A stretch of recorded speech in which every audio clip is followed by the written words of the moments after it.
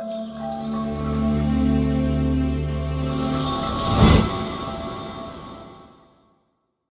મારી યુટ્યુબ ચેનલની અંદર હવે આજના આપણે આ વિડીયોની અંદર સ્ટોક માર્કેટની એબીસીડીની જે સિરીઝ આપણી લગાતાર ચાલે છે એની ઉપર ફોકસ કરવાનું છે. અને જે લર્નિંગ બેઝ આપણે વિડીયો બનાવવાની વાત થઈ હતી કે ભાઈ આપણે એ પ્રમાણે માર્કેટની અંદર હાલમાં જે પ્રકારની સ્થિતિ હાલતી હોય એના રિગાર્ડિંગ આપણે લોકોને શીખવા મળે એ હેતુથી વિડીયો બનાવવાનું સ્ટાર્ટ કર્યું હતું, બરાબર. પણ વચમાં થોડીક અમારી મેડિકલ ઇમરજન્સીના કારણે અમે થોડાક એમાં બિઝી હતા, જેના કારણે આપણે કોઈ વિડીયો નહોતા બનાવી શક્યા, બરાબર. હવે આપણે આજના ટોપિકની અંદર વાત કરવાની છે રાઇઝિંગ વેજ પેટર્ન અને ફોલિંગ વેજ પેટર્ન, બરાબર. હવે કેન્ડલસ્ટિક પેટર્ન પછી ચાર્ટની જે પેટર્ન બનતી હોય એના આધાર ઉપર માર્કેટની અંદર ટ્રેન્ડ પકડીને પછી એના ઉપર જે પૈસા બનાવવાની આપણી જે સ્કિલ છે એને આપણે અહીંયા અત્યારે ફોકસ કરવાના છીએ, બરાબર. હવે સૌથી પહેલી વાત આપણે આવે છે ફોલિંગ વેજ પેટર્ન, બરાબર. માર્કેટ માની લો કે ડાઉન ટ્રેન્ડમાં હાલે છે, બરાબર. જો ડાઉન ટ્રેન્ડમાં હાલતું હોય તો તમારે પહેલા તો માર્કેટની અંદર ટ્રેન્ડ પકડવો પડે કે ભાઈ માર્કેટની અંદર કઈ પ્રકારનો ટ્રેન્ડ અત્યારે હાલમાં ચાલુ છે, બરાબર. હવે તમે આ જો તો માર્કેટની અંદર અત્યારે આપણે જૂના વિડીયો પ્રમાણે જોઈએ ને તો માર્કેટનો ટોપ જે બન્યો તો 26,280 આસપાસથી પછી માર્કેટે અહીંયાથી ફોલ લેવાનું ચાલુ કર્યું, બરાબર. એટલે ડાઉન સાઈડની મુવમેન્ટ સ્ટાર્ટ કરી પછી ત્યાંથી બને છે એવું કે એક સપોર્ટ એરિયા પાસે આવીને માર્કેટ ત્યાંથી રિવર્સ થાય છે. હવે સપોર્ટ એરિયા આ જગ્યા ઉપર ક્યાં છે? સપોર્ટ અને રેઝિસ્ટન્સ ઉપર આપણે ભવિષ્યની અંદર મસ્ત એક વિડીયો બનાવવાના છીએ, જેના રિગાર્ડિંગ તમને ખબર પડે કે માર્કેટ કેવી કેવી જગ્યાએથી રિવર્સલ થાય, બરાબર. અને જે લોકો ટેલિગ્રામ ચેનલની અંદર જોડાયેલા છે એને ખબર છે ડેઈલી જે અપડેટ આવે છે એ અપડેટ ઉપર તમે જો ફોકસ કરતા હોય ને તો તમને આઈડિયા આવે કે માર્કેટ કેટલી કેટલી જગ્યાએથી કઈ પ્રકારનું રિવર્સલ કરી શકે, બરાબર. હવે આ જગ્યા ઉપર તમે જુઓ ને તો નાની ટાઈમ ફ્રેમ આપણે જે 5 મિનિટની ટાઈમ ફ્રેમ છે માર્કેટનો ઓલ ઓવર મેજર ટ્રેન્ડ આ જગ્યાએ ડાઉન ટ્રેન્ડ શરૂ છે, બરાબર. ડાઉન ટ્રેન્ડ શરૂ થયા પછી માર્કેટની અંદર તમે ફિઝિકલ 3 પોઈન્ટ માર્ક કરો ને તો જો આવી રીતે આ 3 પોઈન્ટને તમે માર્ક કરો, બરાબર. પહેલો પોઈન્ટ, બીજો ને આ જગ્યાએ ત્રીજો પોઈન્ટ આવ્યા પછી અહીંયા માર્કેટ તમને બ્રેકઆઉટ આપે. હવે જોજો આ સપોર્ટ એરિયા ઉપરથી બ્રેકઆઉટ આપ્યું છે તમને. આ જે સપોર્ટ હતો એનો જૂનો આ જગ્યાએથી માર્કેટ અપસાઇડ ગયું, ફરી પાછું અહીંયા એવું અપસાઇડ ગયું, ફરી પાછું અહીંયા આવ્યું, એટલે ક્યાં જાય? અપસાઇડ જ જાય, બરાબર. આ જગ્યાએ લોકોને ટ્રેપ કરીને એના બધાના સ્ટોપ લોસ લઈને પછી પાછું અહીંયાથી માર્કેટે બ્રેકઆઉટ આપ્યું. બ્રેકઆઉટ આપ્યા પછી થોડું કોન્સોલિડેશન થયું અને ઈ રેન્જનું બ્રેકઆઉટ આવ્યા પછી લગભગ તમને 24,900 થી 25,200 સુધીનો એક ટાર્ગેટ જોવા મળ્યો, બરાબર. હવે ફોલિંગ વેજ પેટર્નને આપણે માર્ક કઈ રીતે કરવાની તમે જુઓ. માર્કેટની અંદર ડાઉન ટ્રેન્ડ શરૂ થયો પછી તમારે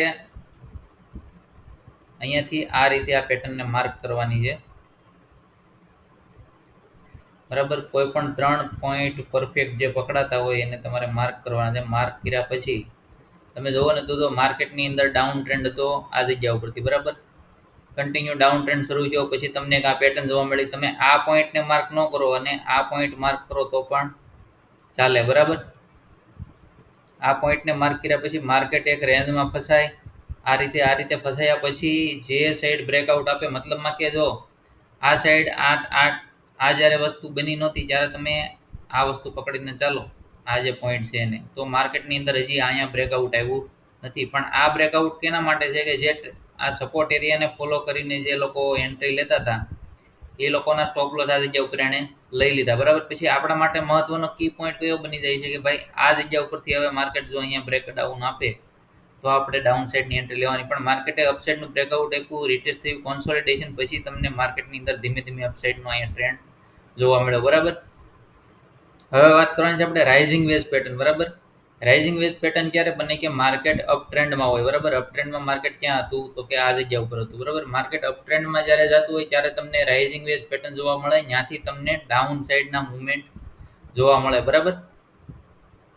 હવે માની લો કે કોઈ એક પર્ટિક્યુલર પોઈન્ટ ઉપરથી માર્કેટ વારે અપસાઇડથી ડાઉન સાઈડ આવતું હોય તો એના માટે તમારે શું કરવું પડે કે એરિયો તમારે માર્ક કરવો પડે કે ભાઈ કયા એરિયા ઉપરથી માર્કેટ વારે ડાઉન ટ્રેન્ડમાં આવે છે, બરાબર.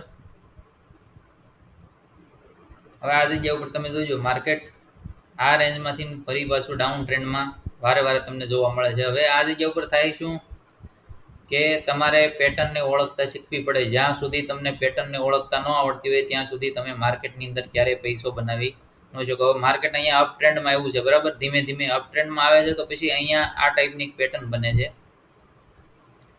આજે તમે પેટર્ન જુઓ છો, રાઇઝિંગ વેજ પેટર્ન, બરાબર.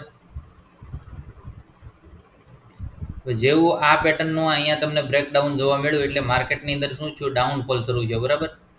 એટલે આ ટાઈપની જ્યારે માર્કેટની અંદર પેટર્ન બનતી હોય તો તમારે 2 થી 3 પોઈન્ટ એવા પકડવા પડે કે જેની અંદર તમને આ ટાઈપની મુવમેન્ટ જોવા મળતી હોય, બરાબર. હજી આપણે એક જગ્યાએ જોઈ લઈએ.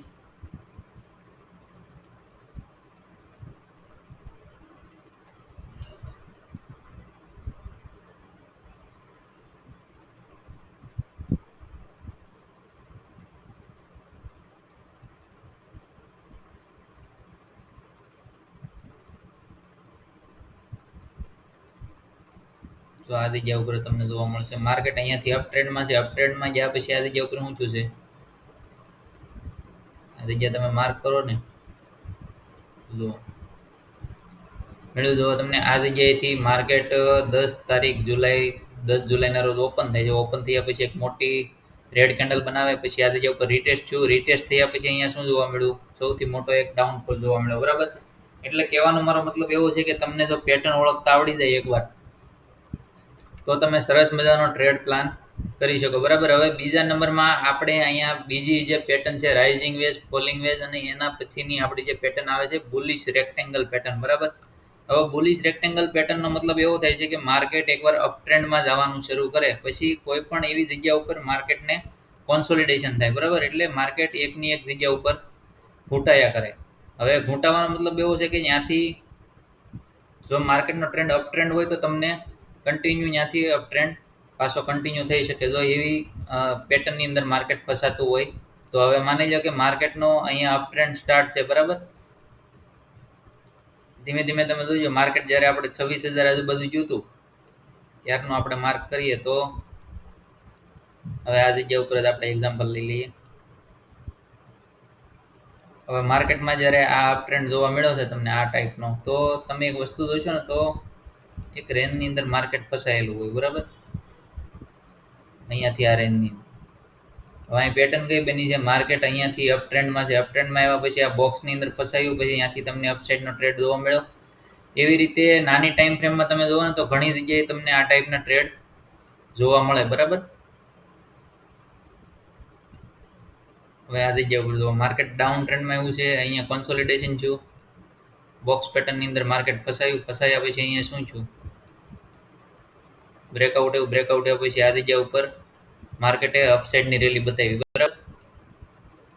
પાછું આ જગ્યા ઉપર જુઓ એક કોન્સોલિડેશન જોવા મળ્યું,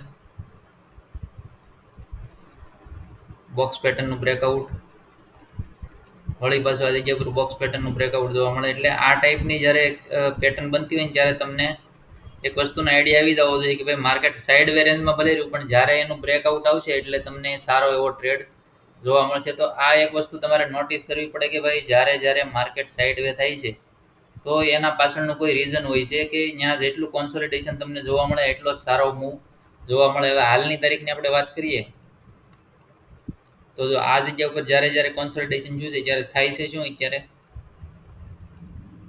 આ જગ્યા ઉપર જોજો તમે, આજે કોન્સોલિડેશનની રેન્જ બની હતી, બરાબર. જેવું એનું બ્રેકડાઉન થયું એટલે માર્કેટની અંદર ડાઉન સાઈડની મુવમેન્ટ આવી. અહીંયા ગેપ ડાઉન ખુલ્યું હતું પણ પછી રિકવરીનો મોડ જોવા મળ્યો હતો. પણ રિકવરી ક્યાં સુધી ટકી, આજે સપોર્ટ એરિયા રેઝિસ્ટન્સ એરિયા હતો ત્યાંથી પાછું માર્કેટ રિવર્સ થઈ ગયું, બરાબર. એટલે આને કહેવાય છે આપણે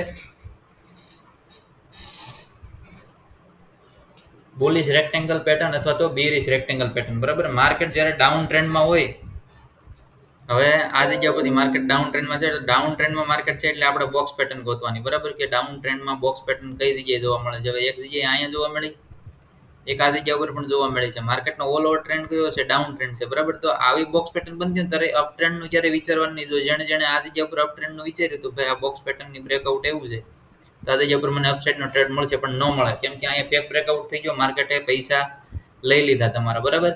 એટલે ડાઉન ટ્રેન્ડ હોય તો જ્યારે આવી બોક્સ પેટર્ન બને એટલે બને ત્યાં સુધી ડાઉન સાઈડનો ટ્રેડ તમને જોવા મળશે. આ ડાઉન ટ્રેન્ડ છે, તમને આ બોક્સ પેટર્ન બની ડાઉન સાઈડનો ટ્રેડ જોવા મળ્યો. હવે માની લો માર્કેટ અહીં અપસાઇડ જાય છે, પછી આ રેન્જની અંદર સાઇડ વે થતું હોય તો તમને અહીંયાથી અપસાઇડનો ટ્રેડ જોવા મળે. એટલે મેજર ટ્રેન્ડને તમારે પકડતા શીખવું પડે. મેજર ટ્રેન્ડ જ્યાં સુધી હાથમાં ન આવે ત્યાં સુધી તમારે કોઈ પણ સાઈડ બ્રેકડાઉન કે બ્રેકઆઉટ આવે તો એન્ટ્રી લેવી. અને સ્ટોક માર્કેટની એબીસીડીની સિરીઝ હવે કન્ટિન્યુ થવાની છે. તો જે કોઈ પણ મિત્રોએ ચેનલને સબસ્ક્રાઇબ ન કરી સબસ્ક્રાઇબ કરી લે અને આગળના વિડીયો જેને જોવાના બાકી હોય જોઈ લે. ત્યાં સુધી જય શ્રી રામ, જય દ્વારકાધીશ બધું.